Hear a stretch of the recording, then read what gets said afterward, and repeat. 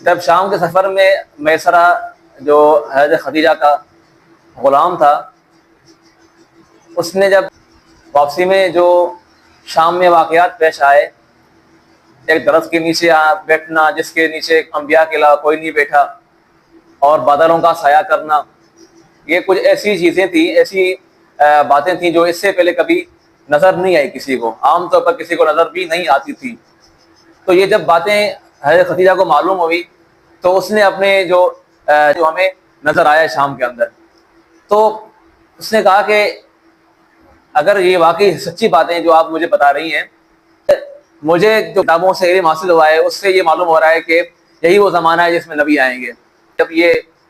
ورقہ بن نوفل کی بات کا اس کو علم ہو گیا، اس کے بعد جو خواہش اور جو اشتیاق تھا اور بڑھ گیا، یہاں تک کہ حضرت خدیجہ نے نکاح کا پیغام بھیجا آپ صلی اللہ علیہ وسلم کے پاس۔ آپ صلی اللہ علیہ وسلم نے یہ نکاح کا پیغام قبول کیا۔ یہاں پر جو اہم بات یہ ہوئی کہ اس نکاح کا جو عقد ہے، اس عقد نکاح میں رسول اللہ صلی اللہ علیہ وسلم نے از خود کام نہیں کیا، بلکہ یہاں پر اپنے بڑوں کو بٹھایا، بڑوں کے ساتھ معاملات کروا کے پھر نکاح ہوا ہے۔ 20 اونٹ جو حق مہر بنے تھے اس کے ساتھ نکاح ہوا ہے، 20 اونٹ۔ لیکن درمیان میں نکاح کے وقت جو بڑوں کو درمیان میں لانا، یہ ایک اہم سبق تھا ہمارے لیے کہ آپ جو زندگی کا ایک بہت بڑا فیصلہ کرنے جا رہے ہیں، جہاں پر آپ کی مستقبل میں جو خاندان آپس میں ملیں گے اور ان کا یہ تعلقات بڑھیں گے، تو اس میں اگر آپ بڑوں کو اعتماد میں لائیں گے تو اس سے یہ فائدہ ہوگا کہ بعد میں جو حالات آ رہے ہیں تو اس کو ہینڈل کرنا اور اس کو فیس کرنا ہمارے لیے آسان ہو جائے گا۔ یہ ایک اہم سبق تھا ہمیں ملا۔ رسول اللہ صلی اللہ علیہ وسلم کی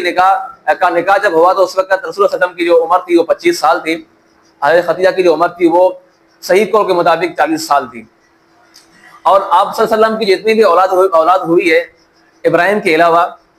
جتنی بھی ہوئی ہے وہ حضرت خدیجہ کے بطن سے ہوئی ہے۔ اس میں 2 بیٹے تھے اور 4 بیٹیاں ہوئیں، زینب، ام کلثوم، رقیہ، سیدہ فاطمہ۔ یہ چار جو بیٹیاں تھیں، رسول اللہ صلی اللہ علیہ وسلم کے زمانے ہی میں 3 بیٹیوں کا انتقال ہو گیا۔ حضرت فاطمہ رضی اللہ تعالیٰ عنہ وہ آخر تک رہی، رسول اللہ صلی اللہ علیہ وسلم کے انتقال کے بعد اس کا انتقال ہو گیا۔ اب رسول اللہ صلی اللہ علیہ وسلم کی جو زندگی کا اہم مرحلہ تھا شادی کا، اس شادی کے مرحلے میں یہ جو پہلا نکاح تھا، اس نکاح کے بعد آپ صلی اللہ علیہ وسلم نے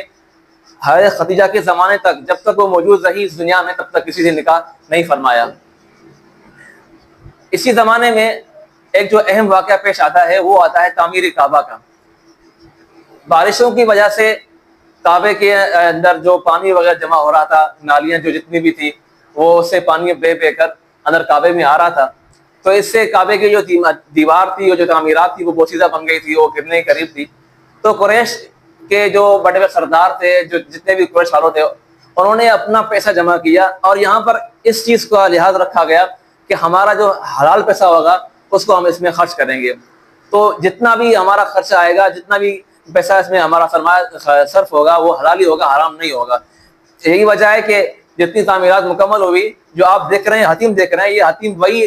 جگہ ہے جہاں تک ان کے پیسے مکمل ہو گئے حلال کے، آگے جو پیسہ حرام کا تھا اس لیے انہوں نے اس میں استعمال نہیں کیا۔ جب یہ کعبے کی تعمیرات کا کام مکمل ہو گیا تو اب اختلاف یہ ہو گیا کہ حجر اسود کا جو پتھر ہے یہ کیسے رکھا جائے۔ اب اس میں آپس میں اتنا اختلاف ہو گیا کہ لڑنے کے قریب لوگ آ گئے تھے، لیکن رسول پاک صلی اللہ علیہ وسلم کی برکت سے یہ طے پایا کہ بھائی کل جو اس کعبے میں سب سے پہلے آئے گا وہی جو فیصلہ کرے گا ہمیں قبول ہوگا۔ تو خوش قسمتی یہ ہوئی کہ رسول پاک صلی اللہ علیہ وسلم اگلے دن صبح کو سب سے پہلے آئے۔ جیسے ہی لوگوں نے دیکھا کہ رسول اللہ صلی اللہ علیہ وسلم سب سے پہلے آئے تو ان کے چہرے کھل گئے، ان کے چہروں پہ خوشی آ گئی، کیونکہ ان کو معلوم تھا کہ صادق بھی ہے، امین بھی ہے، جو بھی فیصلہ کریں گے ہمیں قبول ہوگا۔ تو آپ صلی اللہ علیہ وسلم نے بڑی حکمت سے کام لیا، ایک چادر بچھوائی، چادر بچھوانے کے بعد چاروں کونوں سے جو سردار تھے سب کو بلایا، ہر قبیلے کا سردار کو ہر قبیلے کے سردار کو بلایا اور حجر اسود کو اٹھوا کر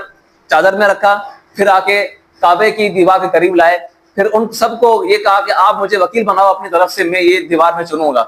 تو اس طرح یہ جو مشکل مرحلہ تھا، یہ جو لڑائی کا مرحلہ تھا، اور ظاہر سی بات ہے جو عرب کی جو لڑائی تھی وہ کوئی عام لڑائی نہیں ہوتی تھی، اس کے اندر کئی لوگ مرتے بھی تھے، کئی لوگوں کے جانیں جاتی تھیں۔ تو آپ صلی اللہ علیہ وسلم نے بڑی حکمت سے، بڑی بصیرت سے یہ کام کیا، اور یہ جو بڑا اختلاف تھا اس کو ختم کرنے میں کامیاب ہو گئے۔